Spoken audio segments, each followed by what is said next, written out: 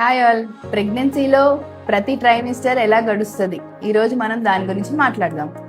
First trimester అంటే first 3 months చాలా మంది కంప్లైంట్ చేసేది ఏంటి? కామన్గా ఉండేది నాజియా. నాకు ఏమి తినబుద్ధి కావట్లేదు, నాకు కడుపు నొప్పి లేస్తుంది, నాకు నిద్ర పట్టట్లేదు, ఈజీగా అలసిపోతున్నాను, ఇవన్నీ చెప్తారు.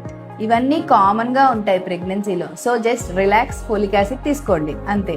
అదే సెకండ్ ట్రైమిస్టర్ 4th నుంచి 7th మంత్ ఆఫ్ ప్రెగ్నెన్సీ వరకు, ఇది మనకి గోల్డెన్ పీరియడ్ ఆఫ్ ప్రెగ్నెన్సీ అని చెప్పొచ్చు. ఎందుకంటే ఆ టైంలో హ్యాపీగా బేబీ మూమెంట్స్ తెలుస్తాయి, ఎనర్జీ లెవెల్స్ పెరుగుతాయి, మంచి గ్లో వస్తుంది ఫేస్లో.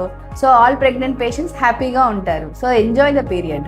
నెక్స్ట్ థర్డ్ ట్రైమిస్టర్ అంటే 7th మంత్ నుంచి 9th మంత్ వరకు, ఇదే మనకి ప్రెగ్నెన్సీలో మోస్ట్ బర్డెన్ పీరియడ్ లాగా కనిపిస్తుంది. సో ఎందుకు అంటే మనకి లెగ్ పెయిన్స్ వస్తాయి, కాళ్ళ వాపులు చూస్తాము, బ్రెత్లెస్నెస్ అంటే కొంచెం నడవంగానే దమ్ము వస్తున్నట్టుగా ఆయాసం, మజిల్ క్రాంప్స్ డెవలప్ అవుతాయి, ఇవన్నీ ఉంటాయి. అవన్నీ నార్మలే ప్రెగ్నెన్సీలో.